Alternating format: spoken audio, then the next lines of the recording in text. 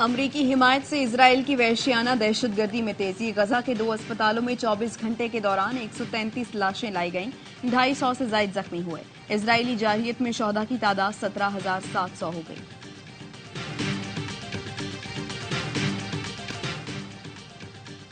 ترانوے اور 99 میں مجھے کیوں نکالا گیا؟ ہم نے کہا کارگل لڑائی نہیں ہونی چاہیے تھی، کیا اس لیے نکالا؟ آج وقت ثابت کر رہا ہے ہم صحیح تھے. نواز شریف کہتے ہیں سمجھ نہیں آتی اناڑی کے ہاتھ میں ملک کی باغ دوڑ کیسے دے دی گئی.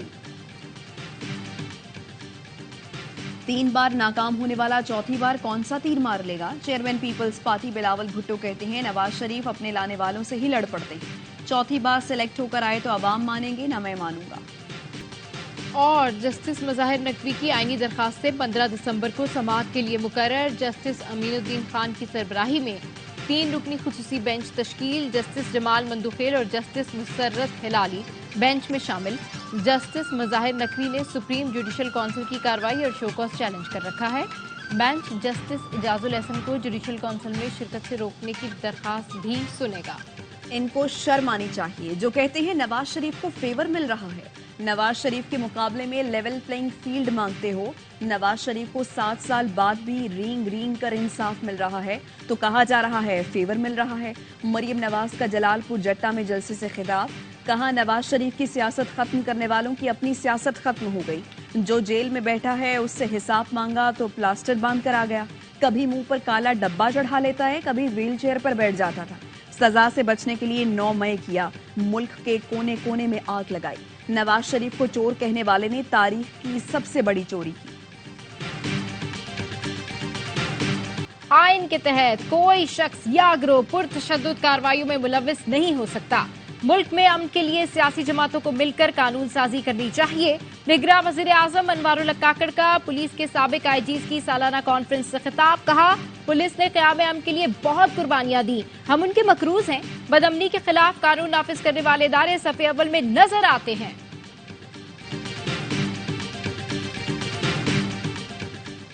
نگراں وزیر اعظم نے chairman P C B management committee کو 11 دسمبر کو طلب کر لیا. ذرائع کا کہنا ہے ذکا اشرف وزیر اعظم سے اختیارات کے استعمال کی اجازت مانگیں گے. نوٹیفیکیشن کے باعث پی سی بی کے تمام فیصلے عارضی طور پر کیے جا رہے ہیں. چیئرمین پی سی بی نے وزیر اعظم سے ملاقات کے لیے وقت مانگا تھا.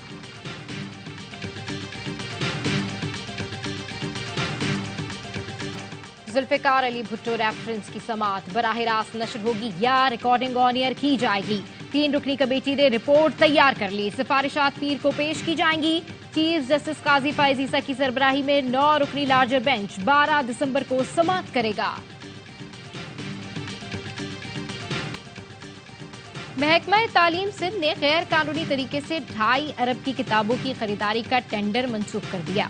ARY نیوز کی خبر کے بعد مبینہ گھپلوں سے متعلق تحقیقات. چیئرمین ٹیکسٹ بک بورڈ اور سیکرٹری بک بورڈ کو عہدے سے ہٹا دیا گیا. نگراں وزیر اعلیٰ کا سابق چیئرمین آغا سہیل کے خلاف تحقیقات کا حکم. بچوں کی کتابیں ازسر نو خریدنے کا فیصلہ کیا گیا.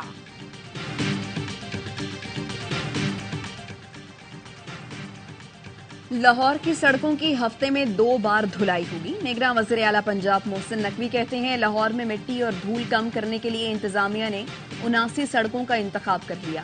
روزانہ 8 سے 10 سڑکوں کو دھویا جائے گا. امید ہے شہر کی فضا پر 5 سے 6 روز میں اثر پڑے گا. جن سڑکوں پر مٹی زیادہ ہے ان کو ختم کیا جائے گا.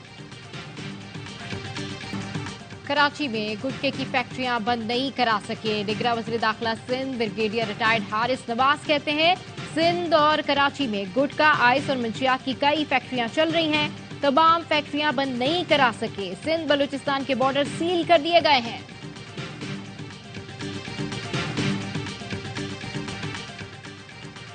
کوئٹہ میں خواتین اہلکار ٹریفک کنٹرول کرنے آ گئی. موٹر وے پولیس نے قومی شاہراہ پر خواتین اہلکاروں کو تعینات کر لیا. لیڈی اہلکاروں نے ٹریفک کی خلاف ورزی پر چالان کیا تو کئی شہریوں کو تحفے بھی دیے.